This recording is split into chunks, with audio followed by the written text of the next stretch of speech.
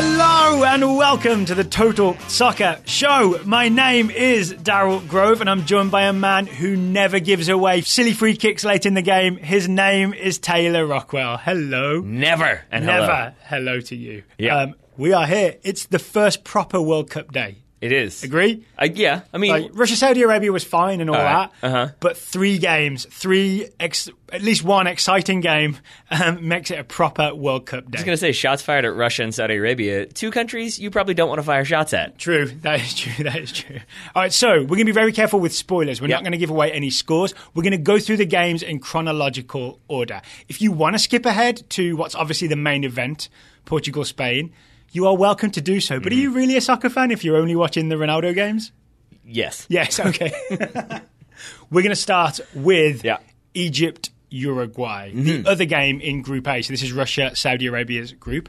The way we're going to be reviewing things is the Total Soccer Show tried and tested tradition of thumbs up, thumbs down in honour of Romelu Lukaku. Fair? Okay. / Hugh Roberts. Yes. / Hugh Roberts of the Richmond Kickers. Yeah.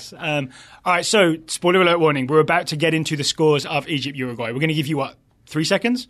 Yeah, so what we're going to try to do with each game is give you like a 3-second pause in case you don't want to hear that game. So once we finish Uruguay-Egypt, there'll be a little bit of a break. Yep. And then we'll go into Iran-Morocco. I think I'll literally say spoiler warning, so then people know to scramble for the pause button if that's what they need to do. I would like you to sing it, and I would like you to sing it the way that like the grandfather clocks go off. My friend, I'll do it. Spoiler warning. I'll do it. You'll live to regret that by mid-July. All right. I already regret it. I already regret this decision. Never mind. Just say spoiler alert. Okay. Egypt-Uruguay, spoiler alert. All right. We're in. It ended with a late goal from Jimenez, the young Atletico Madrid centre-back, heading it home in was it 89th or was it deep in injury? 89th minute. 89th minute, the perfect late dramatic goal. We're going to get into the mechanics of that goal a little bit, but first of all, thumbs up to Jimenez for scoring the winner. Right? I'm just easing people into the thumbs up concept. Anything else jump out at you from this game before we get to the goal? No. I mean, right. If we want to talk more about Jimenez, I mean, obviously, Mohamed Salah did not play in this one. And I guess I'll start there with sad thumbs down to Hector Couper, the Egyptian manager, coach. Because he nearly got it perfectly right? Exactly, because I think he didn't plan to start Mohamed Salah, obviously. And then I think the idea was... Shoulder injury, just for those who don't know. Shoulder injury sustained in the Champions League final. There we go, thank you. And I think the idea was, I won't start him if we need him. If, say, Uruguay score in the first half, or maybe they score early in the second half, then we'll bring him in if we're trying to get the result. Yeah. But if we don't need him, then we'll try to give him the full amount of rest we can. Not really much you can do when then you go on to concede the loser in the 89th minute. All right, I agree with you, but I think for the benefit of people who don't, it's worth explaining. It was 0-0 when Jimenez scored, so why hadn't he used Mohamed Salah to come off the bench and try and win the game, for example? Because even though Russia are top of the group in terms of goals scored, I still think... In terms of number of games played against Saudi Arabia's centre-backs. That's a key component. I think Uruguay is the strongest team in this group. Yep. And so to be able to get a point and to give it a goalless draw at that, I think is something that he absolutely would have taken, especially now that they did not get that goalless draw. I agree. And so then it doesn't really make sense to bring in Mohamed Salah for 15 minutes on the off chance that maybe he scores, but maybe it's one day too early, and then he injures it again. Because if he's not fit enough to start, that means the shoulder is not fully healed. If he'd have taken any kind of whack to that shoulder, it sets him back a little bit. So you're better off not using him in the first game, and then he's definitely more ready for the second or third game. And right? So he gambled and nearly won. Indeed. And I've seen some people say, like, it doesn't bode well that he didn't play anything at all when they're supposed to play in 5 days or something like that. I would say, in my opinion, now what can happen in 5 days? Yeah, or however many days it is. I would say grain of salt here can happen in 5 days. True, grain of salt. I'm the one who thought that Saudi Arabia might be decent, but I will say I don't. It's okay. I balanced it out by disagreeing with you. There we go. I don't put a lot of stock in the idea that Mohamed Salah is that far away from returning. I think it really was just they were hoping to hold him out for this one because it felt like the one that they could most afford not to win. Okay, that's fair enough. Shall we talk about the guys who actually did play in this game then? I know we saw a lot of Salah, shots of him being very sad on the bench. I keep saying we'll get to the goal, but first, I do want to shout out and give a thumbs up to the guy that I really finally noticed for the first time in this game. Uruguay's central midfielder with the great posture, Bentancur. Yeah, it was number 6. I think he had a quietly excellent game for Uruguay. I thought it was really nice when he took off his glasses and let down his hair, and it turned out he was like a supermodel all along. That's the way you phrase that one a little bit. It's like, I finally noticed him. I never saw how beautiful he was with his upright posture and passing ability. So here's the thing. I'd seen him in flashes for Juventus and in chunks of games I'd watched for Uruguay. I'd seen Bentancur in central midfield. I'd never seen him do anything flash or brilliant that I could like circle and say, this is what Bentancur's all about. Watching him for a whole game here, now I can say this is what Bentancur's all about. He is constantly on the move, very cleverly making himself available, making short or long, clever, simple passes, maintaining possession, then passing and moving. Yep. He is the engine that keeps the Uruguayan midfield ticking. I don't think the first misplaced pass, it was like the 72nd minute. So I remember writing that down in my notes, which I've now lost, but I have a non-photographic but optimistic memory. A leaking steel trap. A leaky steel trap, yeah. I think a rusty steel trap. And I think the key component there for me is that it wasn't just lateral passes or passes like back to the center backs. You would get those 10-yard balls forward. You'd get those 20-yard balls forward. But then you'd also get some smart 1-2s. It wasn't just the same thing from every time. He was sort of the metronome in terms of possession for Uruguay. Metronome is the word. What is the Spanish word for metronome? Metronomico. Wrong. It's Bentancur. Okay. Okay. Again, it's also not what I said either. So yeah. Before we get to the Jimenez goal, can I say thumbs? I like that you started this by saying we're going to get right to it. I like to tease it and tease it. Thumbs down to Luis Suarez. Yep. I am pretty confident he was overly amped for this game. And he seemed too frustrated when he missed chances. Yep. Would you agree? Like he snatched at that first chance that fell his way. And then the look on his face told me this is a man that's going to get angry at himself all day. Yes.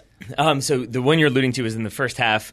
Basically, the ball spills to him at the back post. If you haven't seen it, he hits it. We both thought he scored. Yeah. Because it looked a little bit like, not to bring up painful memories, but the one that Raheem Sterling had in 2014. Oh, you mean the one when I jumped up in the middle of the pub and yelled, yeah, in front of everybody? Yeah. I have horrible mememories of that. And then you might think that his reaction should have given it away, which is like he covers his mouth. Oh, but sorry, Bern Gorman from Torchwood and Turned thinks I'm an idiot for that moment. Oh, because he was in there with you? Yeah. Nice. But you might think like, oh, of course he didn't score a goal. Look at his reaction. He covers his mouth and looks upset. I honestly thought that was an homage to biting Chiellini. That he was like, I'm going to score a goal, but I'm not going to bite anybody. Yeah. And instead it really was just a bad miss. And I think you can say something for if you miss that first chance and it is the World Cup and it's the opening game and suddenly you're the favorites, that pressure can mount. And I think when he misses that chance, it hurts his confidence a little bit. So in the second half, when he's played in by Cavani, he's one-on-one with the goalkeeper. From Cavani. Cavani was great in this game, by the way. Yeah. And I think in most other situations, Suarez finishes that chance. Yes. But it felt, and the reason why I say... He hesitated, That's the thing, is it feels to me like he wasn't confident because he tries to go around the goalkeeper. But it's not like he's just played in, he's got 20 yards, he runs the goalkeeper, he's still got 15 yards to get to the goal. Like it's a really tight angle, even if he gets around the goalkeeper, Mohamed El Shanani. Yeah. Or Shanani, that's not Shinawi. right. Shinawi, thank you. I saw the W as two ends. It's been a long day. But he doesn't even get around him. But even if he did, it's still almost certainly going to dribble out of bounds or be a very, very tight angle. And I think that's one that if he's feeling it and feeling a little bit more confident, he just insteps with the inside of his foot, since we still don't really know what instep means, into the side netting. Let's give it side foot so there's no argument. That's easier. Yeah. All right. We've teased it long enough. Shall we actually talk about the goal? Sure. Jimenez's goal. Thumbs up to Jimenez and Diego Godin for being the dynamic attacking duo that Uruguay didn't know they needed. Because so many of Uruguay's attacks actually started with Godin, the centre-back, galloping forward, getting involved in 1-2s, and it ended up with him being disappointed that his creative midfielders weren't getting the ball back to him. But then his younger partner, Jimenez, wins the free kick. That's the key one, down in the corner. Wins the free kick that he then scores from. Incredible stuff from the centre-back. And we will get to maybe some equally or very impressive free kicks later on. No spoilers. But I will say this was impressive to me because it seems like Suarez and Caceres are doing a lot in the resulting free kick to screen Diego Godin so that he has a free chance to head it. And he does get open, but it doesn't matter because Jimenez basically, I think, just fools Mohamed El Neni. Yes. And sort of like lunges towards the free kick right as it's about to be taken. So El By Neni, Sanchez? Yes. yeah, and El Neni over pursues and tries to like get in between him and the delivery, but Jimenez then just backpedals and it goes exactly to where he was standing. But that little feint makes El Neni cheat out in front, and then he doesn't try to get back in the right position. So in soccer coaching terms, this is the check to and check away, Yep. right? And he's doing it. I think you pointed this out, that he does it at the exact right moment. Yeah. Because if you do it before Sanchez serves in the cross for the free kick, it's kind of obvious that you've just gone towards it, come away, and then you're basically back where you started, right? But he does it almost in Sanchez's run-up. So El Neni's on high alert, right? Yeah. El Neni has hit all the buttons, all the alarms. But it really is, exactly. And it really is perfect because if you do it too late and the ball's already in the air, you might be able to maybe get to the header, but more likely is that you're going to be backpedaling and like jumping backwards, and you're going to get that header that goes straight up in the air or goes over the bar. So the fact that he checks to and then checks away, I think right as the ball is being struck so that he can then attack the ball and go towards it, that's what allows him to get that power on the header. So great moment, big grin from Jimenez in the post-match, which I really enjoyed sort of celebrating.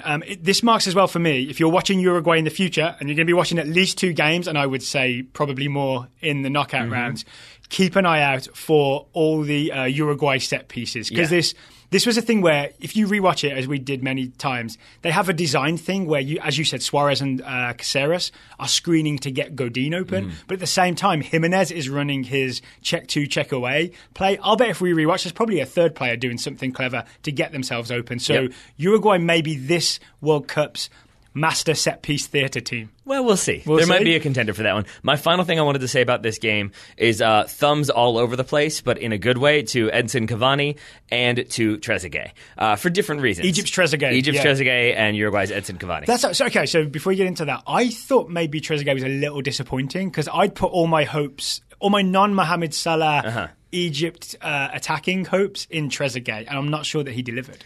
I mean, he certainly didn't deliver in terms of goals or assists. Yeah. But I think when it becomes obvious that Mohamed Salah is not going to be there, I think exactly what we thought was going to happen is that all of the attacking weight, or a lot of the attacking weight, shifts to Trezeguet, and I think you saw how hard he was working. There was an end product from it, but I thought you could see he ran himself into the ground. I wouldn't be surprised if we found out that he covered the most distance of anybody on that Egyptian team because he was up and down and playing in the center and doing defensive work, but trying to get involved in the attack. Speaking of defensive work, it's Trezeguet that robs the ball from, I believe it's Ficino, it may be Varela of Uruguay. It was either number 15 or number 5. I think you had it right. I think it was Vecino Vicino. Where he does the beautiful thing of waiting, because Egypt did a lot of waiting for a mistake instead of pressing. He spots a loose touch, pounces, and is away, right? Egypt don't score from it, but it was definitely a taste of what Trezeguet is capable of. Yeah, exactly. And then I'll settle for a taste. There we go. And then on the other side, Cavani just did exactly what we kind of thought he was going to do.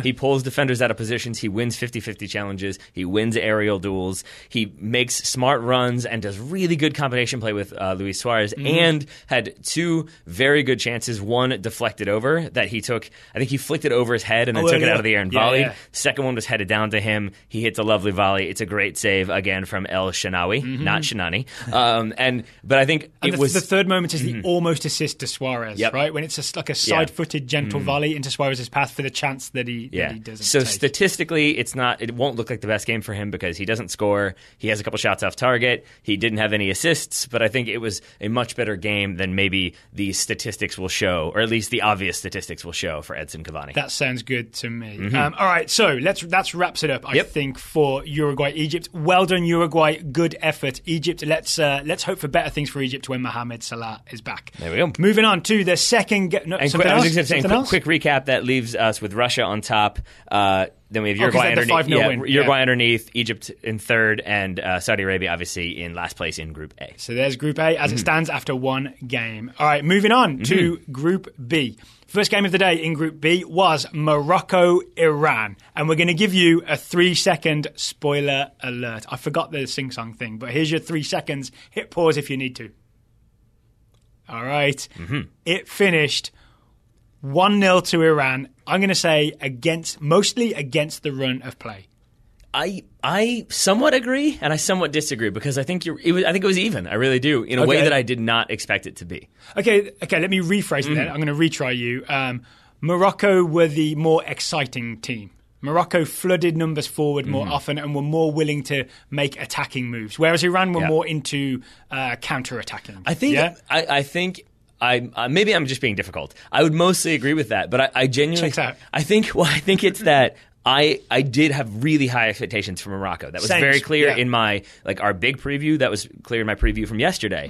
I thought they were going to have a lot more attacking flair, a lot more possession, a lot more combination play, and I think they did. They actually had all those things, but never put it together into something useful. Agreed, and I think they only had it in stretches. So I think in the first half they had it for the first 15 to 20 minutes, maybe 30 minutes if you want to be genuine. Same thing for the second half. But I think the biggest problem for Morocco was that compare them to Spain against Portugal. No spoilers, but Spain did the Spain thing of passing and passing and passing and passing until they found an opportunity. Morocco would pass and pass and pass, and then eventually, let's go for the long ball over the top when Portugal had already dropped off, so there's no room in behind. I think Ziyech might be the culprit. Yeah. So number 7, probably their best player, right? I'd say so. Was given license to sort of roam around as much as he wanted and create something. But I thought he tried a lot of what I think of as the Steven Gerrard Hollywood ball, especially like mid-career Steven Gerrard, where he would always try a long ball over the back of the defence to set someone free. I don't think any of them came off. They all looked technically very nice, but none of them quite came off because Iranian defenders would intercept or run it out of play. And here's a theory that I've just come up with in this moment. Feel free to disagree or shut me down. But I do wonder if part of this was that we had talked about how Iran were going to try to counter and how Morocco's center backs had that tendency to step forward and try to win the ball if they were dispossessed, or maybe would try to step forward to join the attack. I have a feeling they were told, don't get forward, because Iran are going to counterattack. We don't want you out of position. We don't want both of you driving forward. And so I feel like I saw Mehdi Benatia frequently going for key Moroccan centre back, who was kind of a rock for the most part. True, but I feel like I saw him go for longer diagonal balls, not necessarily long balls, but more direct wide balls or a few over the top. But we didn't see him stride forward the way we saw Diego Godin, for example. I'll tell you why I think that was. If you don't mind getting slightly deep in the tactical weeds for a second. Hervé Renard, excuse me. Hervé Renard. There you go, very nice. The Moroccan coach picked a very attacking lineup. True. He put Amrabat, Nordin Amrabat, who's a winger, put him at right back and let him bomb forward. So they ended up with, and he started Amin Harit, the young Schalke player who I thought would be coming off the bench because Amrabat would start as a winger. So he essentially started 3 attacking wingers and one of them at right back. And then the left back is, I've forgotten his name, but he plays for... Achraf Hakimi, Real Madrid. Yes, so teenager, I think, 19. That checks out. He was sprinting forward like a winger as well. So they had wingers and fullbacks, and I think there was no room for Benatia and Roman Saiz to get forward at all, because then there'd be no one left. That makes sense. You can't all abandon and go on a vacation up front. And so I think, and so to bring it back to what we were talking about, it feels frustrating because it seemed like there were stretches where it was the game we kind of thought it was going to be. Yes, first 30 minutes. Morocco playing very pretty, getting some opportunities. Iran efficiently and effectively countering. Yeah, and going long to Azmoun. I got very excited when I saw the long balls to Azmoun. Battling Mehdi Benatia. That was a great sort of battle for moments. But then I think in the second half especially, Iran definitely had a few more opportunities at the end of the first, but in the second, I think you started to see Morocco fade in a way that I thought Iran were going to fade. And it makes me wonder if maybe that sitting back a little bit and being a slightly more defensive... Conserving energy, maybe? It allows you to be stronger in those final 15, because that is when it felt like Iran... I wouldn't say that goal was against the run of play. I thought that's what it would be, is that if Iran won, it was going to be one counterattack, and then they sat back for the rest of the game. Yeah, which is fair, right? If that's your plan, then you can't say it's against the run of play in terms of that's what they were planning to do anyway. Yeah. But that came about from a couple corners, a couple moments of sustained possession, a few shots. It just felt like Iran's played their way into those final few minutes. Is it fair to say Morocco tired themselves out with a lot of pressing and started to get panicky and frustrated and making bad decisions towards the end of the game, which resulted in things like, do you remember Da Costa? I think he was number 4, came off the bench and took a really panicky shot from way outside the box. And it was it was taken so rapidly that he fell over doing it and just sliced it clear. Put it up for a throw. Morocco started to do a lot of not great things like that. I'm sure Da Costa is capable of much better shooting than that. Yeah, right? Thank you for that, because I forgot. The thing there for me is that I fully believe that Morocco knew they needed to win this game. Yes, because it's theoretically the easiest game, right? Because the other 2 opponents are Spain and Portugal. And you want to be able to... That's why Morocco panicked. Yeah, I think that's what it was, that they knew they needed to win, so they started kind of going for desperation. Again, as they switched opposed... formations, right? Didn't they end up with 3 at the back and wing-backs to get everybody, more people forward instead of 4 at the back? Yeah. But it didn't, again, they didn't have the patience to execute that shift in tactics or that tactical approach, and so in the end, you got those wild shots, and then you got, we'll get to Amrabat and what happened there, but let's jump to the goal first, because I think that connects. Right at the end of the game. Yeah, I think that connects, which is that then they had, you compare what Morocco were doing with like sort of passing and then getting frustrated and maybe going long or going for the wayward shots versus a player like Godus from, I forget my pronunciation. Yeah, number 14 for Morocco. Yep, but for Iran. He comes in and he's very physical. He knocks people off the ball. The first 2 things he does is foul players, but it is sort of him showing them like, hey, I'm coming in for the ball. And it makes me wonder almost if there's an inclination of like, all right, we'll foul you back, because he's played down the channel. He wins the free kick that they score from. Yeah. Yes, he does. Sofian, I think it is, Amrabat, Nordin Amrabat's brother, who subs in for Nordin. That's a little confusing. Yep. He just kind of trods into the back of Godot's legs. Free kick right around the corner spot. Can I do a thumbs up to Godaz, because I think he very cleverly runs across the front. He does the smart maneuver. Amrabat to make sure that he wins the free kick. And it's almost like Amrabat falls for it. Yeah. Instead of maybe thinking, okay, he's going to get the ball and I'll just get defensive shape. I think he's like, oh, it's late in the game, we need to get the ball back. I'm just going to make sure I win this here. Charges through the back of him, gives away a late free kick, which, as Adam Kalin pointed out on Twitter, that's the lesson of the day. Don't give away silly free kicks towards the end of the game. Correct. Yes. Especially in or around your penalty area.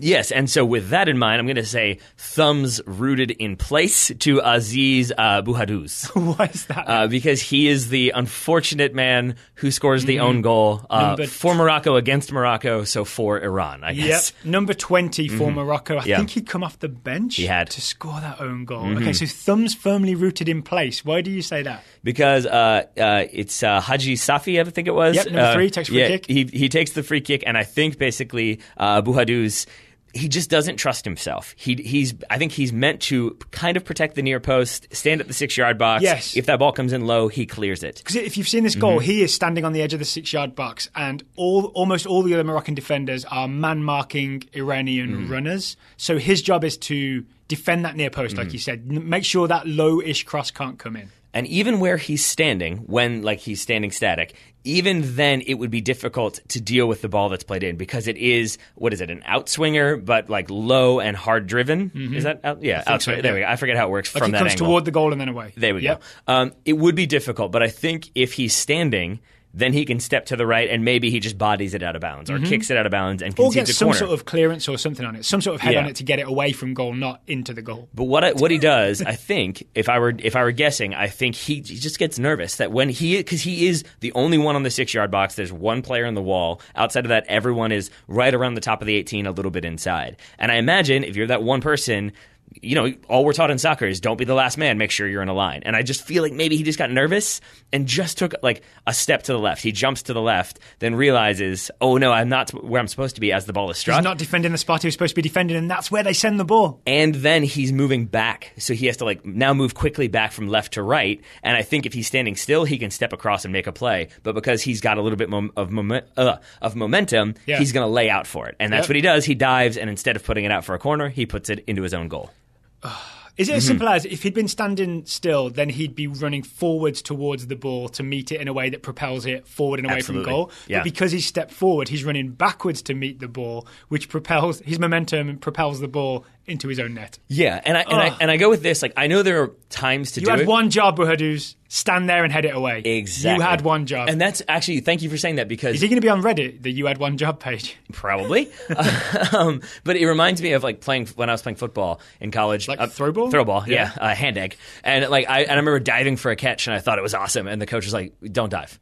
Why? Because basically he was saying that should be the last resort, but you're actually, their theory, at least what they said, they knew better than I, is that you're faster running. You're just going to lose control of your body. You're diving for it, but that doesn't mean you're necessarily in control. That doesn't mean you're as able to react to the scenario. So a diving catch is like a slide tackle, sort of like the Saudi Arabian defenders yesterday. So it should be a last ditch. It shouldn't be a first resort. And a diving header, unless... it works in a certain situation. If you're defensively doing a diving header towards your goal, it means you've probably done something wrong. I mean, it was a terrible decision and a terrible bit of technique. I really feel for the guy. Because it might wreck all of the Morocco dreams that obviously Moroccan fans had, but that we had for Morocco to be this exciting North African team playing a beautiful style with exciting attacking players like Ziyech and Harit. That dream might be over.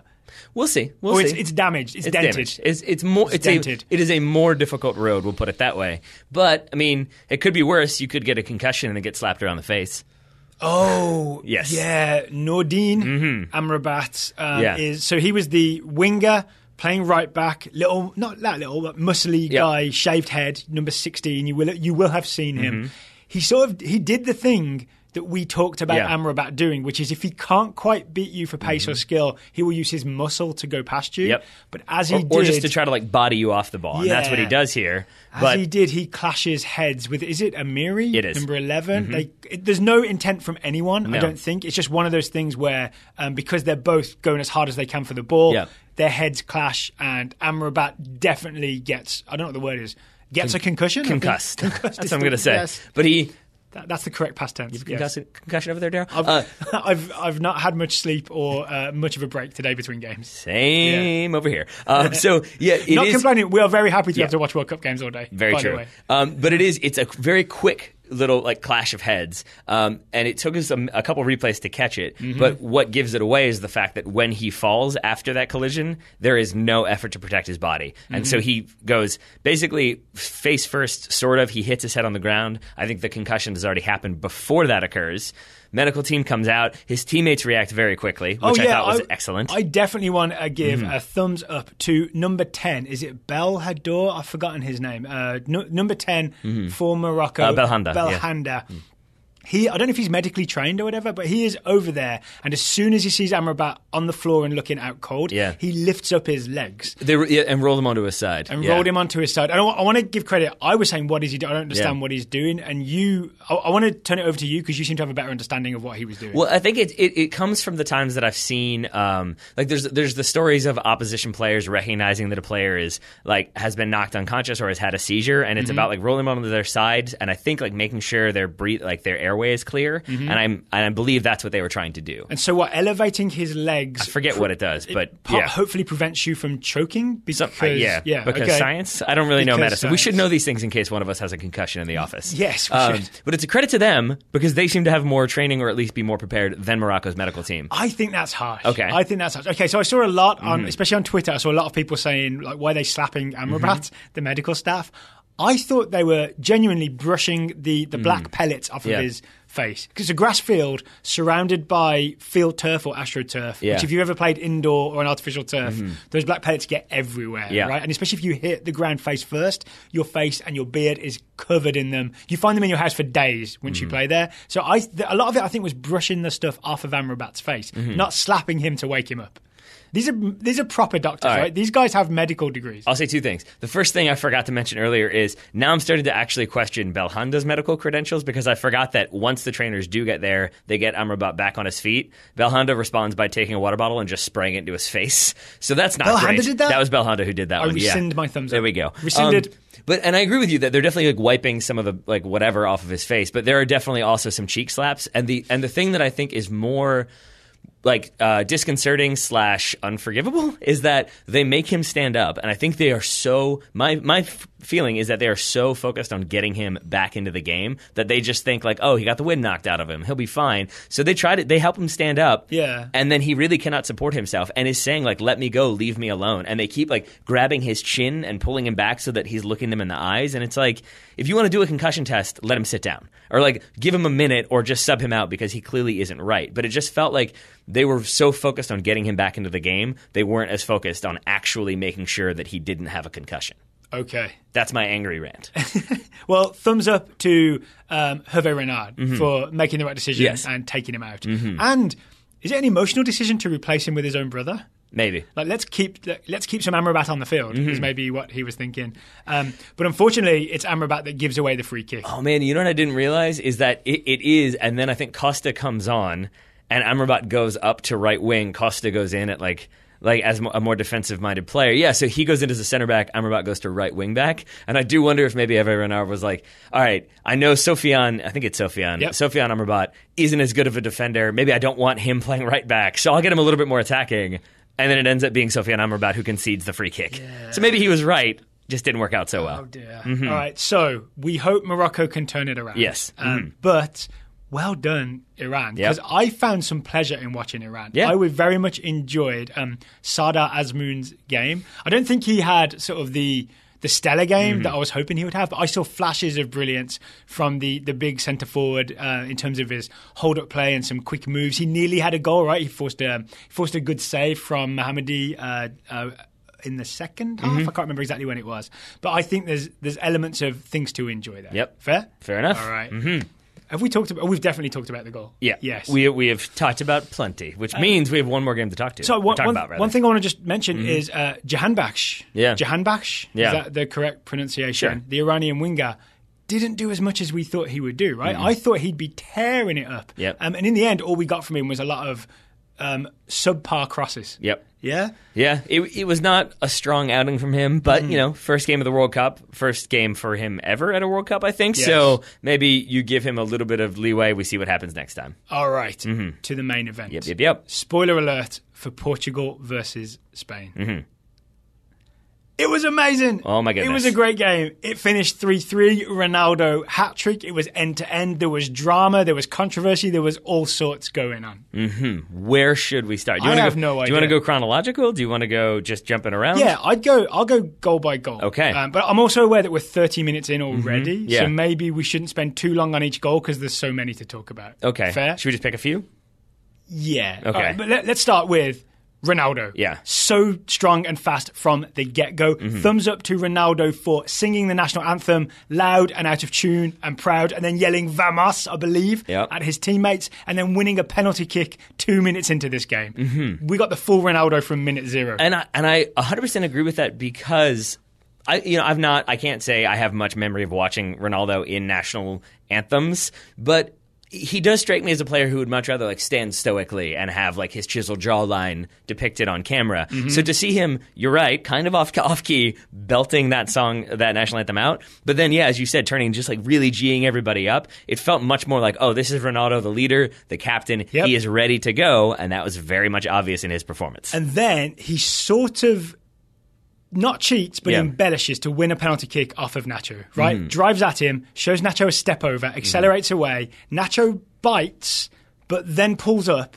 but he's put his foot in. So Ronaldo, I think, deliberately runs into it and goes down. Yep. So it's not a dive in that there was no contact and he's a cheat. It's just that he made the absolute most of the small mistake that he made Nacho make. Yep. That's Cristiano Ronaldo for you, maximising every possible opportunity. Thumbs up to Ronaldo for making the most of everything. And it makes me, absolutely, and it makes me wonder if we jump to the third goal, the equalizing goal. Oh, no, I think we should go chronological. You want to go that way? Yeah. Okay. But just keep that in your mind of what he did to Nacho, and we'll get back to that for the third goal. But yeah, let's go to Diego Costa then, because... So there's an equaliser in the first half from Diego Costa. This is my favourite goal of the game, and that's This is your favourite goal of the game? I love this goal. All right, well, thumbs up from me to Diego Costa for getting away with murder twice. Yep. In one goal. Yeah?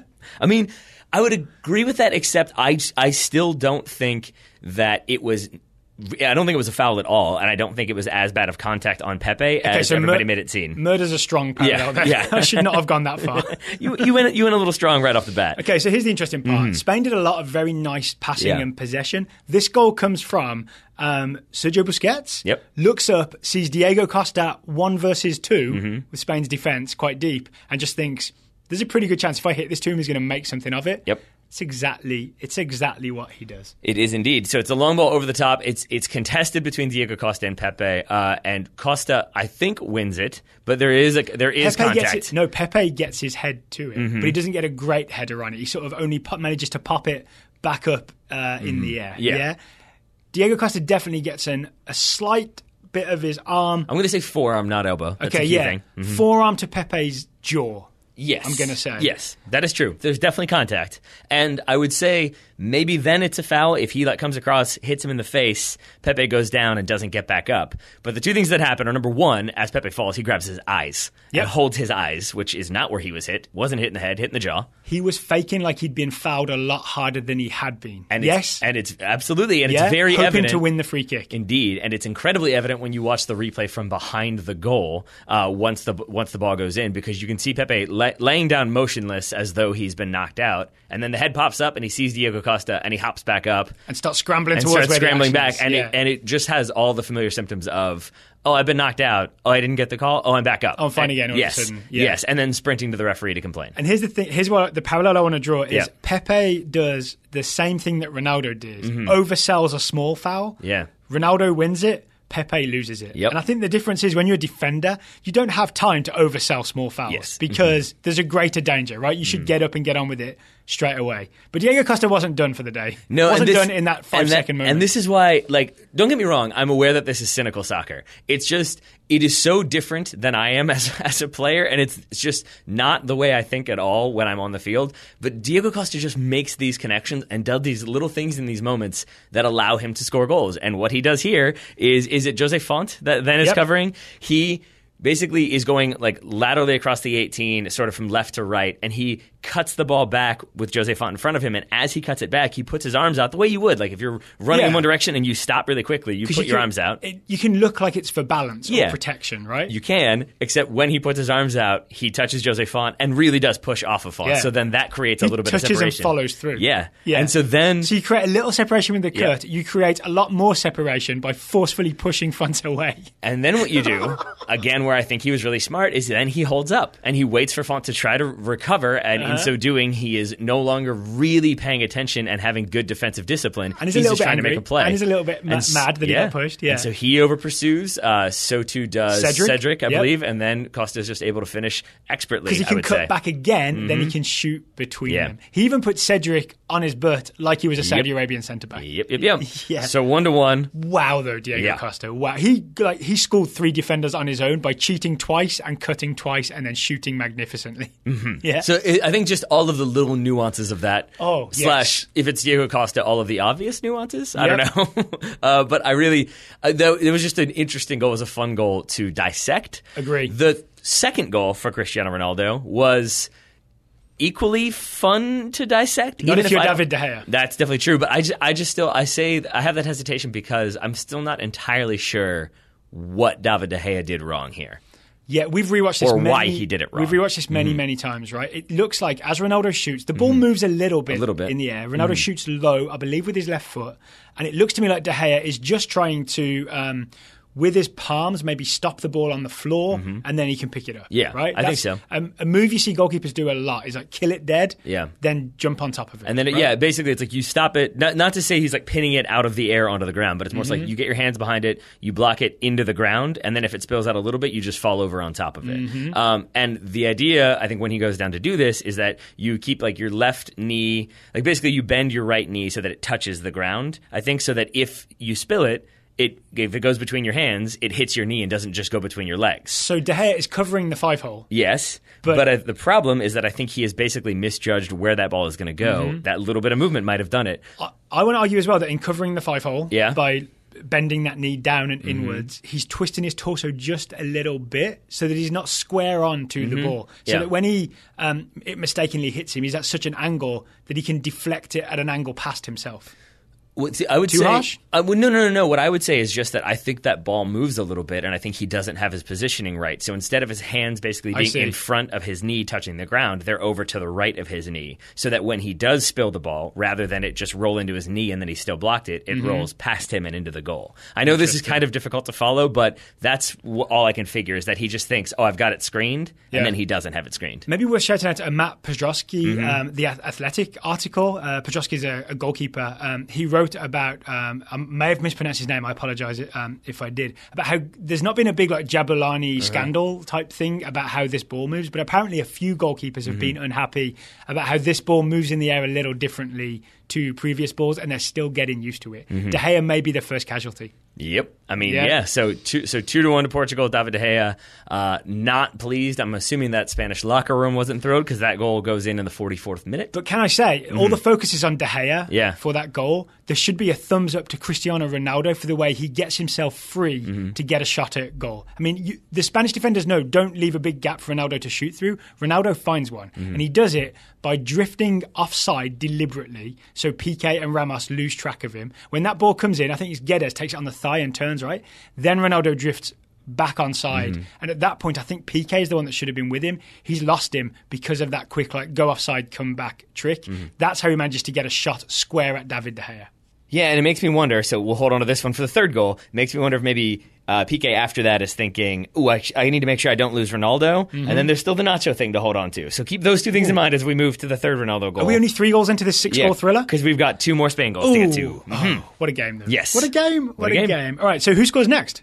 That would be Diego Costa off of the, I'm going to say Master Set Piece Theater. Again, all right, yes, okay, I agree, because it was definitely planned, because I saw them all whispering before they took the free kick. Do you know how we knew it was planned? No. Because Stu Holden knew it was going to happen in advance. Thumbs up to Stuart Holden for being a precog from Minority Report. Before this goal happens, he basically explained what was going to happen.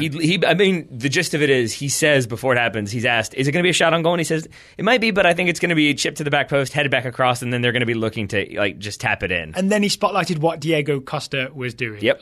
Quick shout out. There's been a lot of negativity and criticism about Fox Sports coverage, a lot of which I agree with. I think it's been a little too simplistic, right? But when Stu Holden's in the colour commentary booth... at the stadium. He was in the booth at the stadium. He is pointing things out before they happen. If only Portugal could have heard him, they might have been able to stop this goal happening. Yeah, possibly. But it's João Moutinho concedes a free kick 25 yards out, maybe 30, but it doesn't matter because it's a really smart little chipped ball from David Silva off the set piece to the back post. To Busquets. Busquets has made a really smart darting run, heads it back across. Diego Costa is there to tap it in, or really hit it in. He hits it pretty hard. Busquets has drifted wide and then come back in, right? Then headed it back across goal. Why is Diego Costa unmarked? Well, first of all, he's unmarked because he's standing at the penalty spot trying to screen the goalkeeper. When he's told, no, you can't do that, you're interfering in play, I'll call you offside. He steps up to make sure he's roughly onside, maybe a little bit offside when the free kick is taken. But because of that, he's literally standing behind João Moutinho, who either doesn't know or doesn't care. But either way, what that means is that João Moutinho's probably thinking, it can't possibly be me having to mark Diego Costa, right? That makes no sense. Well, he maybe should have thought other things, because what happens then is that Diego Costa is standing right behind him. So when that ball is chipped to the back post and headed back across, he now has no one between him and the goal, because there's no way João Moutinho can get around him without fouling him and conceding a penalty. So he's there to put it in. Sometimes soccer is really complicated, and sometimes it's really quite simple. Chip it to the back post, big guy heads it back across the front of goal, striker puts it in. With the addendum that the best teams in the world are the ones who can make the complicated thing look very simple. That's what they did, and I would say that's what Nacho did as well for Madrid's go-ahead goal. Oh, yeah. Madrid? Yeah. You made maybe the same mistake that Lopetegui made. No, he's the same. It's the same thing. Yes, for Spain's, yes.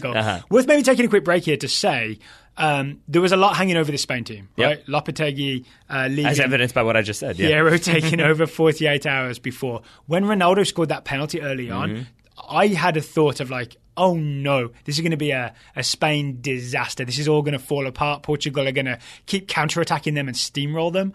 Not what happened, right? And it looked like they were going to win for a while when Nacho hit, I'm just going to call this volley. Yes. Yeah? Yeah. I mean, and first of all, worth noting that Nacho was in the lineup, which I think speaks volumes, because we weren't... It's a hero decision. Yeah, we weren't sure if he would be there, or if, basically weren't sure what he was going to do, and in the end it's Nacho starting, and it's Nacho scoring the third goal. And that looked like maybe Hierro made a bad choice because he gave away that penalty kick. And now it looks very much like he made a good choice because he hit the goal of the tournament so far. Yeah. Certainly the diabetic goal of the tournament so far. Ronaldo might like a word with you from his third goal. But yes, Ronaldo has no diabetes. I'll say this: Ronaldo's is a dead ball set piece for the equalizing goal that we're about to get to. Kick, This one is I think Isco basically panics João Moutinho into trying to clear a loose ball in the box, and he kicks it into Isco. It deflects. It goes up in the air. It's just a good effort from Isco to make sure he stretches a leg out and deflects the clearance. But it's Nacho hitting the ball on the bounce out of the air, and has perfect technique from 20 yards out to really... hit it exactly as he has to hit it, 1 centimeter in any other part of the ball, 1 centimeter with any other part of his foot. How very European of you. Well, yeah, I'm trying to be fancy. And I think it either goes straight into the ground, or it goes over the goal, or it goes wide, or he whiffs and he looks like a laughingstock. Instead, but none of those things happen. It is a rocket off the far post and into the near post side netting. It's a slice, right? Isn't the part of his foot he hits it with makes it a slice? It's like the outside of his foot, essentially. It's like the outside top of his foot, if that makes any sense. Top of his foot. But it's like foot swinging down, like leg swinging down, but then he makes it go lateral at the exact right moment. Yep. But then still has enough downward trajectory so that it stays low. It's like he was trying to scalp the ball. And you know did. What I mean? And he did. Yeah, he basically did. And if you rewatch this, didn't we? I was very at first confused, but then you explained it for me by his planting foot's position. Yeah. Because that left foot is almost pointing to the left wing when the goal is in the like a 90-degree angle direction, and that's the body shape he has to be able to slice it so thinly. Yeah, and it's also the like torque and power on that ankle. That's how hard he hit that when he plants. That's why that ankle turns so aggressively. Old strong angles, Nacho. I feel like he might feel that a little bit tomorrow morning. We shall see. You think he'll have like a twisted ankle from that strike? Maybe a little bit, but. It seemed like that might be it. It seemed like it was going to be 3-2. Spain had fought their way back. Good decisions, some excellent play. And then they moved the ball around, right? So the game was Portugal were counter-attacking at pace, right? Spain were passing the ball around and Portugal would counter-attack. Once Spain went ahead, they really did possess tiki-taka. I think I said this, like they were playing rondos for a little bit. They were just comfortable to keep the ball any possible way they could. And I really thought they'd see the game out that way. Even Hierro made what I think was a good choice to exchange Costa up front for Iago Aspas, who's a bit faster running in behind. And I thought maybe Spain would end up with a counter-attack of some sort. But then, I'm going to say, Piqué panics and unnecessarily fouls Cristiano Ronaldo at the top of the box with the clock ticking towards 90. Yes. Panic the right word? I think so, but I think it's also panic informed by the previous goals from Cristiano Ronaldo, because I think for the first one, for the penalty from Nacho, I think there's an awareness that if we make any contact in the box, he's probably going to go down. So the contact occurs, like the foul from Piqué occurs outside the box, like 20, 25 yards. He's panicking, like, don't let him in the box, don't let him in the box. I think that's part of it, is if he gets in the box at all, he's going to go down, and if even a slight bit of contact, you know that ref is going to give that penalty, because it's Cristiano Ronaldo in a World Cup, and he's gone down, and there's a little bit of contact. Yep. So I think Piqué is rushing to get to him to make sure that there's no foul in the box, no contact in the box. But I think also, to your earlier point from the second goal, he also doesn't want to let Cristiano Ronaldo turn or have any sort of space, because if he turns... he fouls him with Ronaldo's back to goal, right? Yeah. Which is what makes it seem unnecessary. Yeah. But it's what you're taught as a defender. You don't want the attacker to settle the ball, turn, and come at you. You want to put them under pressure as soon as they receive the ball. But if you then combine those two things, I've got to put Cristiano Ronaldo under pressure as fast as I can, because I can't let him get into the box and I can't let him turn. So I'm going to charge at him as fast as I can. And he ends up just kind of barreling into him, shoving him in the back. Maybe Ronaldo sells it a little bit. Is that what it is in the end? It's like a push in the back. That's what he ends up getting called for. I didn't see any contact with the feet, but he definitely shoves him with both hands, one on like the back shoulder and then one on the side to push him over. So ironically, Piqué does let Ronaldo turn. Yep. Because by fouling him, it's like a stoppage in play, and then everybody turns around and Ronaldo is facing goal and doing a very focused, deep breath in and out. You really see him visualize what he's about to do, I think, and then calm himself with some... It's not just deep breaths like I'm out of breath, it's more calming myself down, deep breaths, controlling my breathing, right? And lifting his shorts up. And lifting his... He does a bit of an Alexis Sanchez with his right leg, right? Just rolls the one short up. Yeah. That's not technique, right? That's not these shorts are stopping me following through on this or anything like that. That's just... Partly I think this looks good, and I'm going to be on camera. Partly... For look, slightly, I'm going to roll this my right short up. That could be, unless like you want to be able to make sure like your legs aren't constricted at all. But it's not like they're like tight shorts. If anything, the Nike kits, the shorts look a little bit more like basketball shorts to me. Sergio Ramos looks like he's wearing basketball shorts. Yes. And maybe he can think about that as he rues the fact that ball goes right over the wall. Perfect little bend, like little dip, goes... I mean, there's really nothing that David De Gea could have done about that one. And I'm sure there'll be a lot of stuff about how, this is why Ronaldo's a champion. He comes up big in the big moments and all that sort of stuff. And it's 100% true. But I want to talk about technique. Sure. How does Ronaldo do what Ronaldo did? Sure.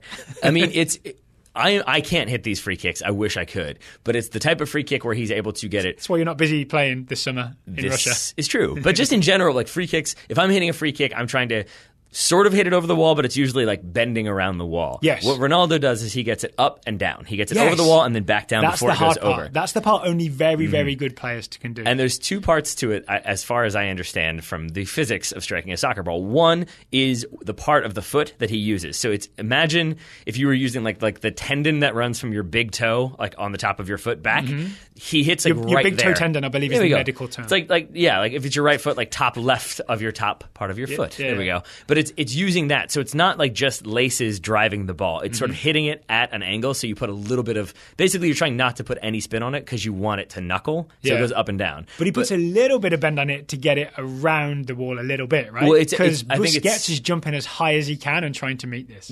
But I think that is the other part, is the lack of follow through. So if you watch, there's no big swing. If you're shooting, the idea is that you like follow through and land on your shooting foot. What Ronaldo does is he pulls that foot back as soon as it makes contact with the ball. So obviously there's going to be a little swing through because physics. Yeah. But it's minimal still going to follow through. Yeah, but it's still going to sit. And I don't know why. I genuinely don't understand how it works. But he hits it perfectly. That's what you have to do to make it move like that. So if we're going to describe this briefly, we're going to say Cristiano Ronaldo punches the ball with his big toe tendon. Yep. It's a big toe tendon punch. That's what a Ronaldo free kick is. That checks out. Yes, and so Ronaldo celebrates. Portugal celebrate because they pull a point back on Spain. But I genuinely think the team that is probably the happiest with this result is Morocco.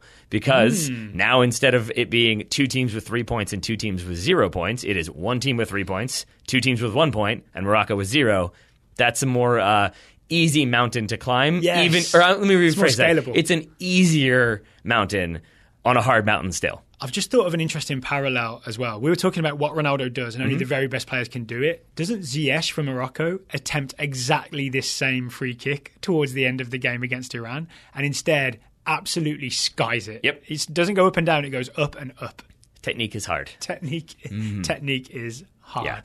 Anything else on this Spain-Portugal game? Nope, I don't think so. All right, except to say thank you for the World Cup. This was a magnificent game of football. Indeed, indeed, indeed.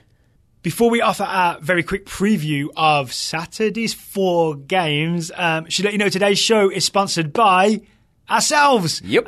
We've announced this before, but we want to really make sure everybody knows. After the World Cup is over, starting July 17th, we are joining the Cooligans. You may know their podcast, 2 stand-up comedians who do a soccer podcast on the World Cup Comedy Tour. Starting July 17th. If you go to worldcupcomedytour.com, you can see all the dates and you can buy tickets. Do you want to hear your itinerary for late July, Taylor? Do I? All right. You're starting July 17th. You are in Omaha, Nebraska. Love July it. 18th, you're in Kansas City, Missouri. Can't wait. July 23rd, you're in Richmond, Virginia. I've been there. You're back home. 24th, Virginia Beach. I've also been there. 25th, Cincinnati. Have not been there. 26th, we will save the crew in Columbus, Ohio. Also haven't been there, but have been to Cincinnati. I was wrong. 29th, we're in Chicago. I've been to Chicago. I live in Chicago. I've heard of that place. 30th, we are in Indianapolis. There we go. I've never been there. I'm looking forward to going to Indianapolis. I'm going to go down to Pawnee. Is Pawnee real? Pawnee's not real. No, it's not real. Pawnee's not real. No. I'll see you in Eagleton. All right. Obviously, that's real. We are hoping to add a couple more dates to the end of it as well. So it is not over. It is not over just yet if we did not read out your city. So worldcupcomedytour.com. The link will also be in the show notes. We're looking forward to seeing you if you live in one of those towns. Indeed, we are. All right, Taylor, what are we doing tomorrow? We're watching more soccer. We're setting alarms. We sure are. Because the first game of Saturday is a caffeine-worthy 6 a.m. kickoff on Fox Sports 1. Yep. Oh. Significantly less than 12 hours away. So that should be good.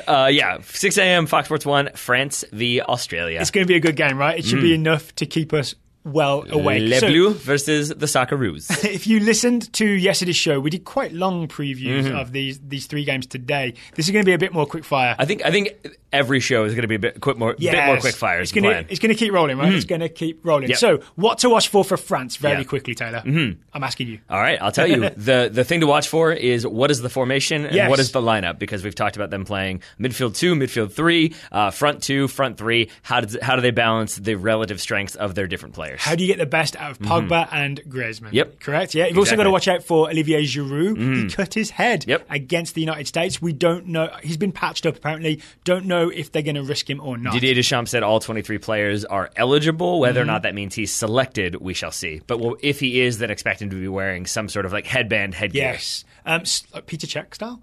Probably. Yeah? Or just like a bandage, who knows? All right. Something more fashionable, I'm sure. He's French. So the other thing to watch for with France is Kylian Mbappe. If you're not familiar with Kylian Mbappe, he is one of the best players in the world. Yep. I'm pretty comfortable saying that. He can make things happen when nothing is happening, which is useful because often for France, for all their attacking power, nothing is happening. They seem to get a little slow and a little ponderous. But when Kylian Mbappe gets the ball, it's like the ignition turns and everything is go, go, go. So get ready for Kylian Mbappe. And my advice to Australian defenders is if you tackle him out of bounds, don't try to shake his hand because he will run away and then you're in trouble. Tim Parker knows these things. For Australia, yes. I think the question is how risky does Bert van Marwijk want to be?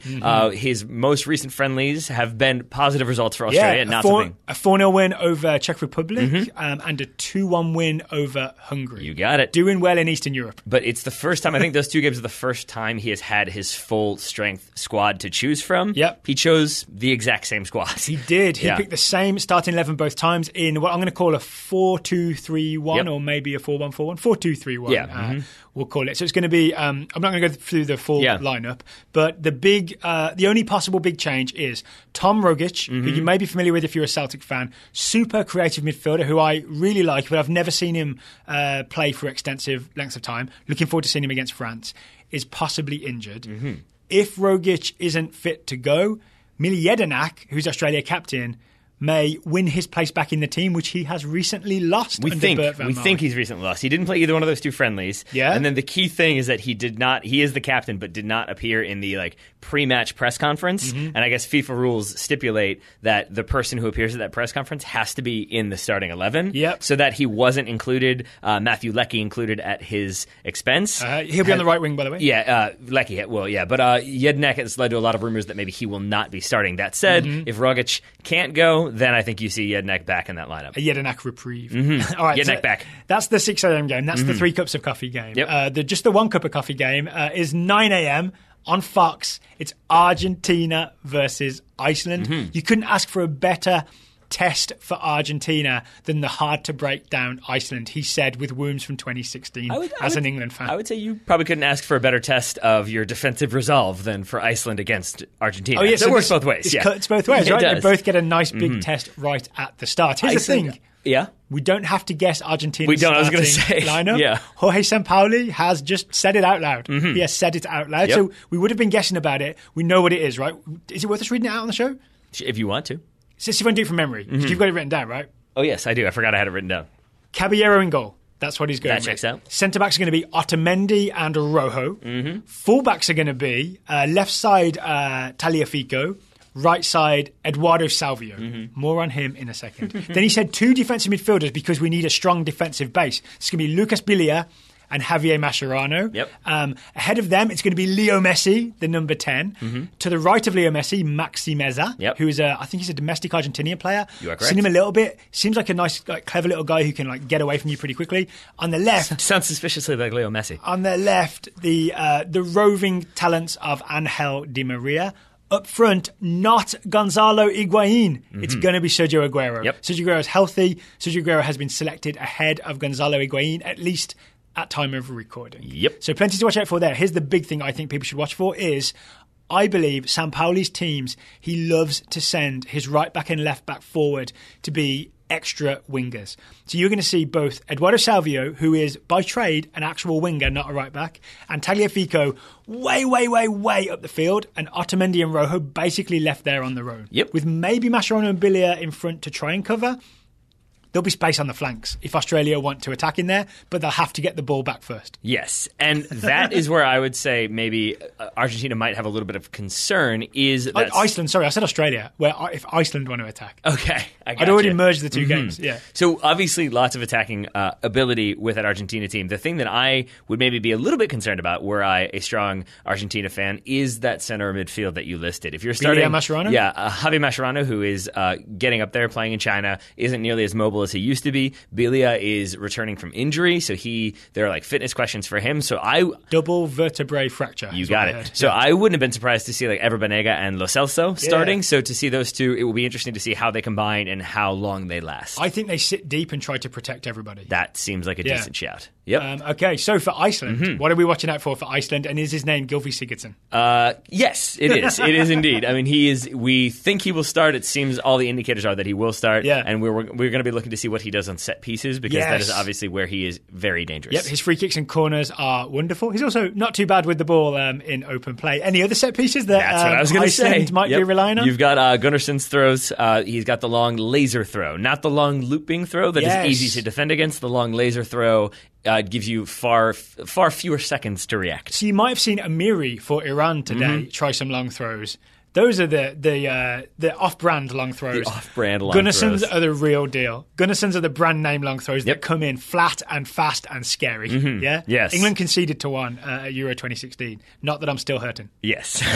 But speaking of ways England conceded, it was through a counterattack and a late run at the far post, which is something that we're going to be looking for from Iceland against Argentina. Yeah, so they're wingers. Bjarnason on one side. Is Bjarnason on the right or the left? Bjarnason on the left and Gudmundsson on the right. Why are you asking me these questions if you already know the answers? You don't even need me here. I'm momentarily uncertain, but then I remember. I believe when in I you. look in your eyes, I suddenly remember. I believe in you. Those wingers like to dart into the near post or far post, their own near post. It's the far post for the guy with the ball, and they'll be there to meet across at the far post.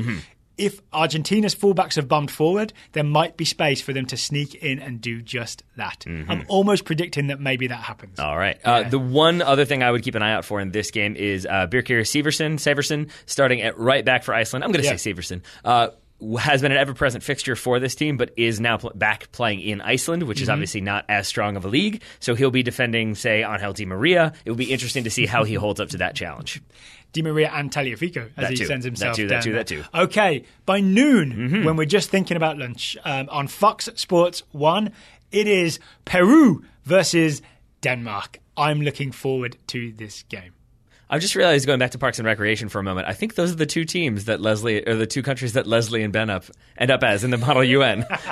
Peru and Denmark end up at war. So it seems like they're going to World Cup war. So that's kind of odd. But anyway, yes, for Peru, I think the big thing to watch for is the return of Paulo Guerrero. Yes. Obviously cleared to play. I think he was cleared to play at the day before we did our preview. So that was thankful. No, day of, morning of, we recorded in the evening. That's right. Yeah, thank you, FIFA. Yes. So to see him return, it also provides more stability to the attack because captain, centre forward, I believe top scorer of all time, or at least of right now. All of those things are correct. And the other thing that is worth noting is that with him out, there was going to have to be a little bit of rotation. They're going to be in a 4-2-3-1. The question was who starts up top? Probably Jefferson Farfan if it weren't Guerrero, but then who are the attacking three? It's definitely Guerrero up top now, though. It's right? Guerrero up top now, which means that attacking three gets even stronger. So you're going to have a lot of creativity, pace, and technical ability from those front three attackers. I can tell you two of the front three. Yep. The central middle attacking guy is going to wear number 8, and his name is Christian Cueva, and he is a wonderful footballer. Keep your eyes on Christian Cueva. I will. I wrote a thing for The Athletic recently. It should be publishing very soon. I think I wrote there is no space so tight that he can't dribble out of it, and I really, truly believe that. All right. And then on the left, Edson Flores is a man with a beautiful left foot. Keep an eye on him. That front three is fire. You will get no arguments from me. The other one to keep an eye on is Luis Advincula.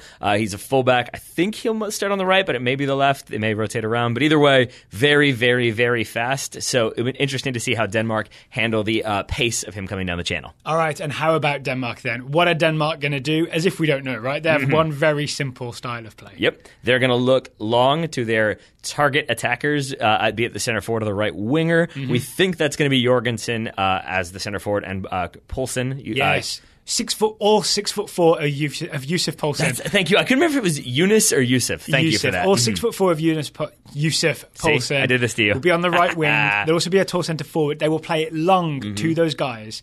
But it's not just play it long and hope they get a header at goal. What it is, they then knock it down or chest it down or whatever to Christian Eriksen. If you're a Spurs fan, you know Christian Eriksen, like the best player on this Denmark team by a distance. Yep. So they essentially use those big guys as a shortcut to get the ball to Christian Eriksen up front.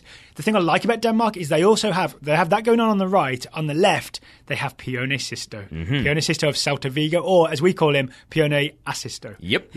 And capable of shooting on his own, so don't get me wrong, he can score a goal. But I would agree with you that Christian Eriksen is like their most dangerous playmaker and goal threat. Look for him to shoot from distance at least once or twice in this game. Or pick out passes from distance. But He's very good at that. But also, if you have defenses really focused on him, hyper-focused on him, and hyper-focused on those big guys, that might leave room for Pione Assisto to get in there and create some opportunities himself, or maybe just get some shots himself. All right, and so we'll get lunch in between. Yep. Then 3 p.m. I'm really making these plans. We'll be back for Croatia, Nigeria on Fox Sports 1. Yep. That's a 3 p.m. kickoff. Total Soccer Show is giving you the actual kickoff times. Don't believe the hour before lies. Don't do it. Croatia v Nigeria, 3 o'clock kickoff on Fox Sports 1.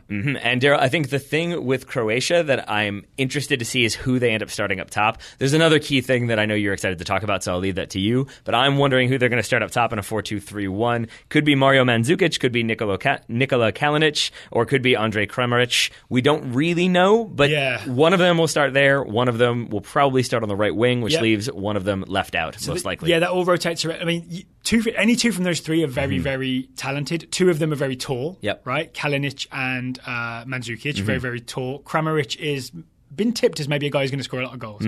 On the left, it's definitely going to be Ivan Perisic, who's a man you should be afraid of. He can accelerate left, he can accelerate right, and I think he's a lot stronger than he looks as well, so he will happily knock you over as you go. He reminds me of Xherdan Shaqiri in that regard, that he's very clever in a dribble, he's very pacey, but he will do those shoulder challenges. I can't remember if it was I think it was against Japan. He bodied somebody off the end line and then dribbled and I think had the assist by just squaring it. So he will cut inside, body some people off, look to pass and square, and maybe shoot himself too. He's the premium brand Xherdan Shaqiri. But who's running the attack? Running the attack behind those three is the number 10. The captain. And captain, Luka Modric. Not great in a court case, brilliant at running an attack. If you're a Real Madrid fan or you've seen Real Madrid, you've seen Luka Modric sitting deep in midfield and you can't take the ball off him and he sort of pulls the strings from deep. For Croatia, he does it farther forward and it is a joy to watch. And he really sets the tempo, not in a metronome kind of way, but in a Modric receives the ball, takes a touch, plays a quick pass, and suddenly Croatia are firing kind of way, right? He sets a high tempo, a creative tempo. All eyes on number 10, Luka Modric. Yep, and for Nigeria, we think all eyes will be on Alex Iwobi. They should be. You're doing it wrong if you're not. Who does their attacking. He does their attack, yeah. So Alex Iwobi, you'll know from Arsenal. What we've seen when he plays for Nigeria is he takes almost, even though they have a lot of talented attackers, he seems to take full responsibility for the attack. For better, for worse. For better, for worse. Yeah. I think he still wears number 17 if you're looking for him. He is the guy that is going to try killer passes. He's going to be willing to dribble forward and take people on. He's still young and inexperienced, right? He's got maybe just a couple of years of professional soccer experience under him, at least with Arsenal. Yep. Sometimes it will come off, sometimes it won't, but it's going to be fun to watch and find out. Yep. And you mentioned the other attackers there. We think they're going to come out in a 4-3-3. We know they're going to come out in a 4-3-3. We know most of their starters for this one. Victor Moses on the left. And Kelechi Iheanacho up top. And or isn't there another possibility? Odi Ighalo could also start there too. So I guess you're right. We don't know necessarily. But that's the choice, right? Iheanacho or Ighalo. Yeah, and then Wilfred Ndidi, Ogenyi Onazi, and John Obi Mikel in the middle. Kisses to Wilfred Ndidi, one of my favourite midfielders. I'm going to enjoy watching him. He will be running all over the place in central midfield. I think you might have just given me a prediction point. And then the other one, because that was one of my predictions, is that Daryl will fall in love with Wilfred Ndidi. I was going to keep it to myself, but then you just went out and said that. The big thing to keep an eye on, and I'm going to be honest, I feel not great bringing this up because I feel like it is a stereotype to criticize African goalkeepers. I think that is something that happens a lot, and to be fair, there is grounds for it. We do have African goalkeepers make mistakes every now and then, but I think it's non-African goalkeepers also make mistakes. What's that? Non-African goalkeepers also make mistakes. Name David De Gea, for example. So that's what I mean. Is I'm just aware that I see. Yeah. I feel like I could be steering into a stereotype, but I also think that it is a thing to keep an eye on because and there is a selection issue for Nigeria. That's what I'm saying. Right? Yeah, you either have Francis Ozoho, who is a 19-year-old, so you've got a 19-year-old potentially starting in a World Cup. Not a lot of experience. He was with a club, I forget which one it was in La Liga. La Coruña. Thank you, who were relegated, and I think even then he struggled to get minutes. So it's either him or Kechakwu Ezenwa, got through it, who is a, late 20s, 29-year-old, I think, goalkeeper who has never played professionally outside of Nigeria. So it's inexperience at both ends. So curious to see how they perform, who performs. I want to see Uzoho, but it's mostly selfish because I like the idea of young goalkeepers, and I like the idea of a young goalkeeper sort of establishing himself and making a name for himself. The problem is he had that error for Harry Kane's goal when England scored their second goal, I think, against Nigeria. So maybe that's just a one-off.